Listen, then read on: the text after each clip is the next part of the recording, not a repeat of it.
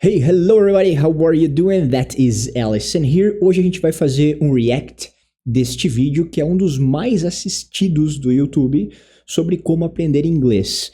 Que não é um professor, me parece que ele não é um professor de inglês, e ele vai falar um pouquinho da experiência que ele teve, das técnicas que ele usou, a metodologia que ele usou para aprender inglês, segundo o título aqui, Aprenda Inglês em um ano sozinho. Como eu aprendi sozinho, um vídeo de 2,6 milhões de visualizações. Eu estava curioso e aí eu pesquisei como aprender inglês no YouTube e eu pesquisei pelo vídeo mais visto e caiu neste vídeo aqui do canal Vida Infinita. O canal dele tem 2 milhões e 300 mil inscritos e o vídeo tem 2 milhões e 600 mil visualizações. Então o vídeo tem mais visualizações do que inscritos no canal. É um vídeo realmente muito visto. E eu realmente não sei o que esse vídeo tá falando, vai ser um react espontâneo que a gente vai fazer aqui. Então, os devidos créditos já foram dados. Deixa o seu like no vídeo, você que já é do canal, você que já conhece aí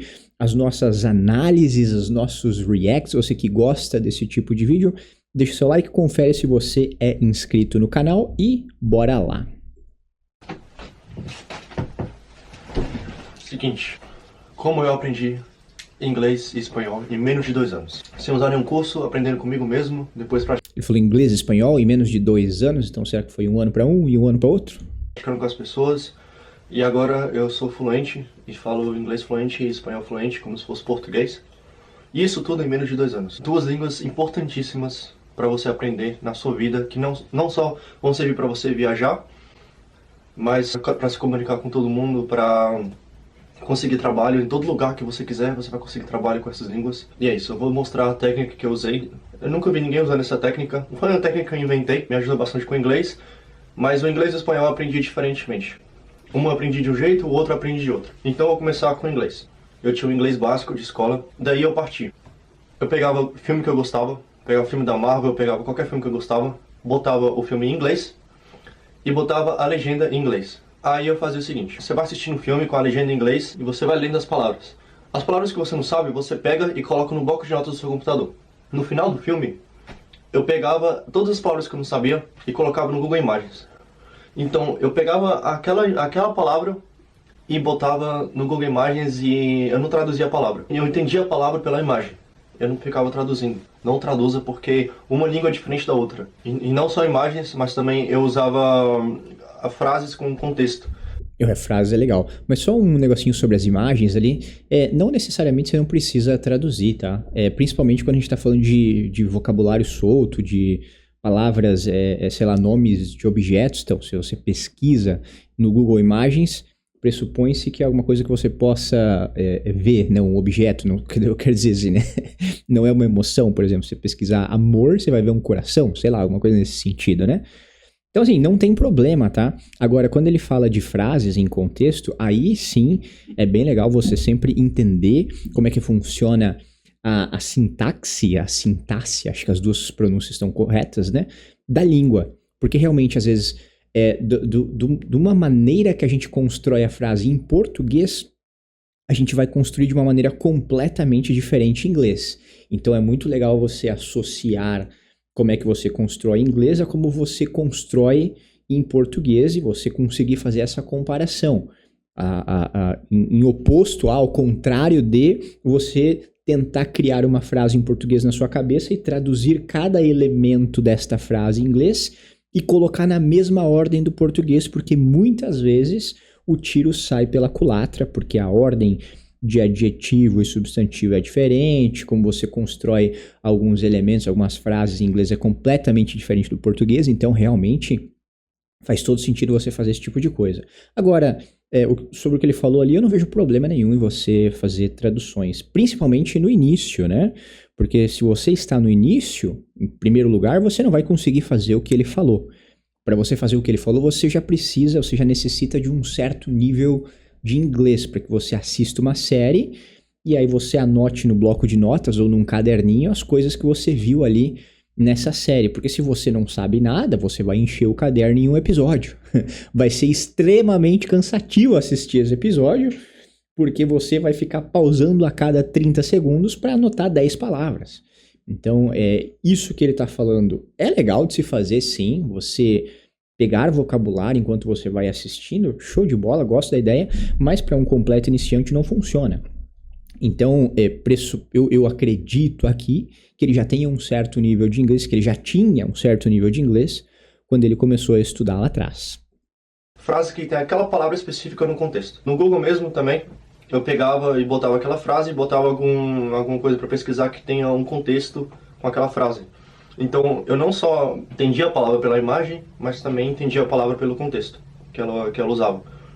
Então, você pega a palavra e realmente fixa na sua cabeça. Legal. E você, para esquecer isso aí, é muito difícil. E só mais uma dica, então, né? Ele falou de usar 2 tipos de artifício para você memorizar a mesma palavra. Primeiro você vê ela numa imagem no Google e depois você vê uma frase em contexto. E aí você fica em contato com essa frase, ou enfim, não sei exatamente qual que é o passo após isso daí.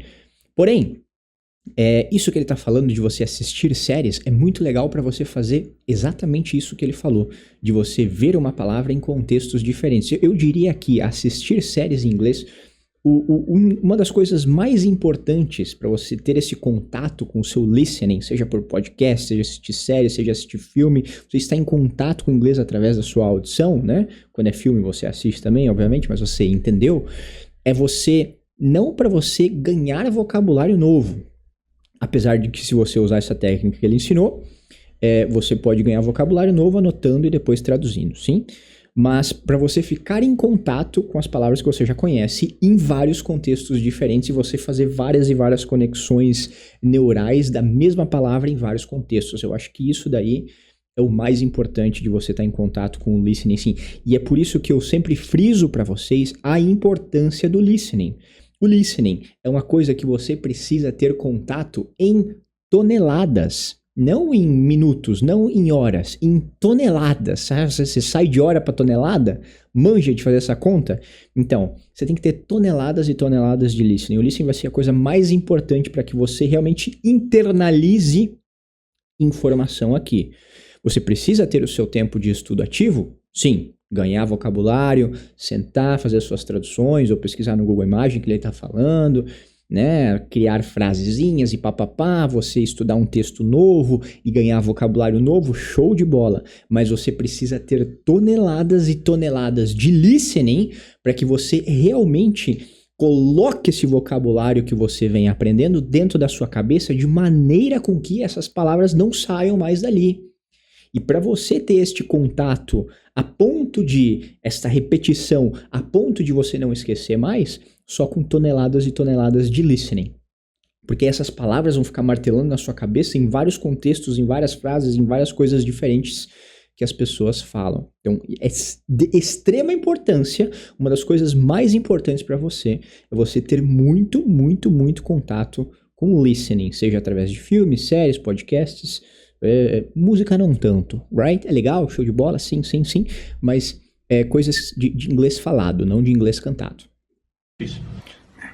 Por exemplo, se você tem Netflix, ou se você não tem Netflix, não importa, você pega qualquer coisa que você gosta de assistir e coloca em inglês, com a legenda em inglês. A legenda vai ser igualzinho a coisa que eles estão falando. Então, por exemplo, eu peguei aqui, botei Breaking Bad. Qualquer palavra que eles falarem que você não sabe, você vai lá e dá um pausa.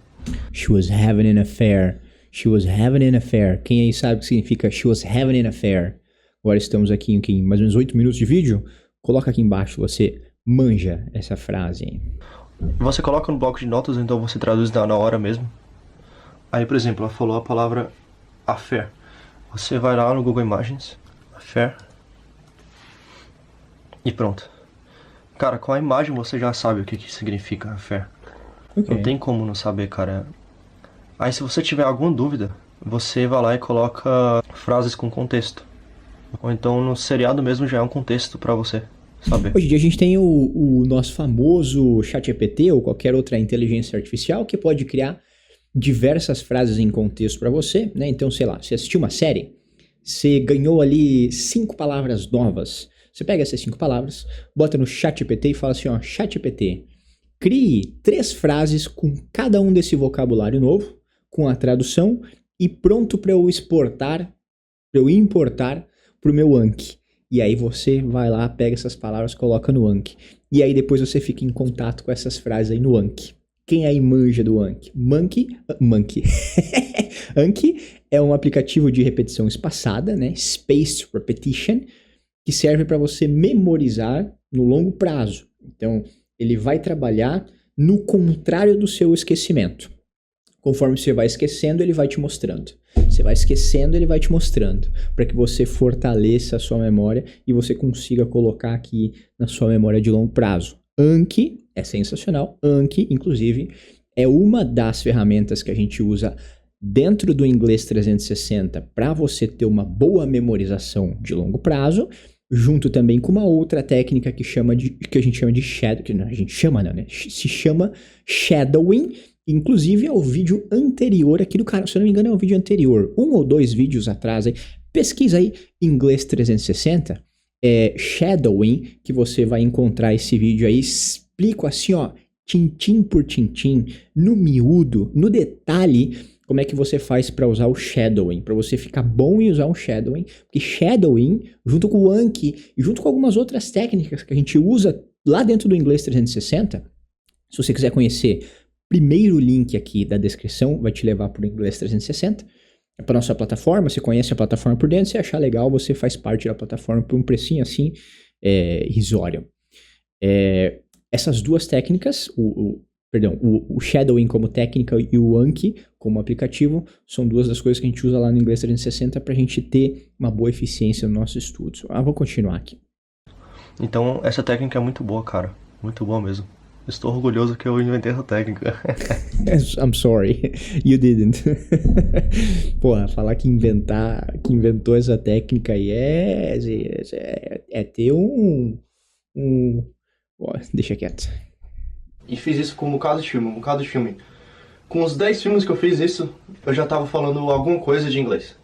Eu já estava entendendo algumas coisas, já estava começando a formar algumas frases. Em cada filme tinha muita palavra que eu não sabia, mas quanto mais eu ia assistindo os filmes, menos palavras tinham que eu não sabia. Então, quando eu já estava mais seguro, eu começava a praticar comigo mesmo. Eu pegava o telefone e saía no meio da rua conversando comigo mesmo em inglês, não tava nem aí, se o pessoal ia achar estranho e que meu inglês estava feio, não tava nem aí, cara. Depois que você sabe de alguma coisa, o importante mesmo é praticar. Praticar é o que vai te deixar firme na parada. E aí que vem a dicona pra vocês. Cara, não sei se vocês já ouviram falar, provavelmente já ouviram, no site chamado Couchsurfing. Ele não é só um site de hospedar pessoas, mas também é um site de eventos. Você entra no Couchsurfing, procura alguma coisa relacionada a encontro poliglota, tem muita coisa nesse site sobre isso. Ou então você procura no Google mesmo, encontro poliglota na minha cidade. Então eu procurei encontros poliglotas na minha cidade. É muito legal porque você senta com um bocado de gente para falar aquela língua específica, que no caso era inglês, e vocês falam sobre qualquer merda. A intenção era só praticar inglês. Então eu já sabia um pouquinho do que eu aprendi com os filmes, traduzindo os filmes, e depois comecei a praticar com as pessoas. E depois o que eu fiz é deixar o inglês no meu dia a dia. O que já está no seu dia a dia, o inglês está em tudo, mas você deixa mais, você muda seu celular para inglês, muda todos os filmes que você assiste em inglês, sem legenda mesmo, tenta entender, se esforça para entender. E é isso, cara. Aí eu fui ficando com inglês mais ou menos fluente. E depois o que eu tinha que fazer era sair daquele sotaque de português. Sabe aquele... Quando alguém que fala português tenta falar inglês, ainda tem aquele sotaque de português? Aquele sotaque brasileiro?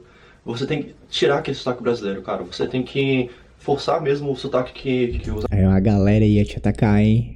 Que tá agora na moda de você falar assim, é porque você tem que ter seu orgulho do seu sotaque e não sei o que lá.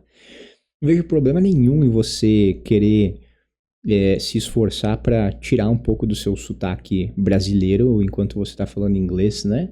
Não tem problema nenhum. É um esforço a mais que você vai fazer, é mais difícil, obviamente, mas quando você consegue deixar o seu sotaque mais perto de seja lá qual sotaque que você queira, um sotaque mais inglês americano, é meio grande falar assim inglês americano, mais o inglês britânico, né, independente das vertentes aí, quando você trabalha para você conseguir melhorar isso e você consegue melhorar, é assim, a sensação maravilhosa, é uma das coisas que quando você estuda bastante, você quer ir mais a fundo na língua, é uma das coisas que a gente quer fazer, que a gente tem como objetivo, remover um pouco do sotaque brasileiro do nosso inglês.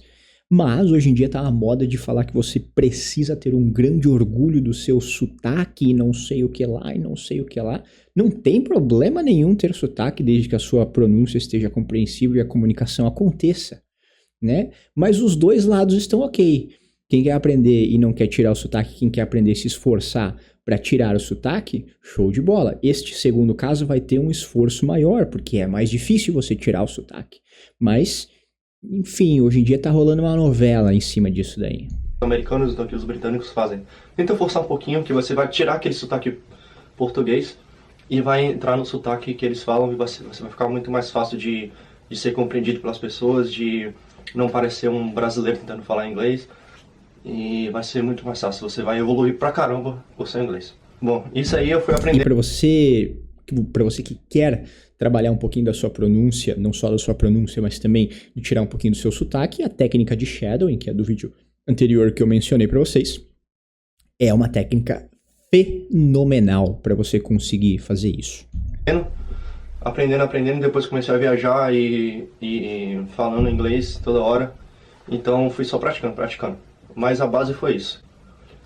Assistir filmes com legenda em inglês, traduzir as palavras que eu não sabia, não traduzir para português, mas traduzir de um jeito que aquela palavra em inglês eu entenderia, sem precisar saber o significado dela em português. Isso é muito legal, tá? Tem bastante coisa que realmente dá de fazer isso, mas tem coisa que não tem como a gente fugir da tradução, infelizmente. E usando imagens e contextos, e depois praticando com as pessoas. Bom, agora eu vou falar para vocês como eu aprendi espanhol. Tá, então aqui não nos interessa mais, pelo menos...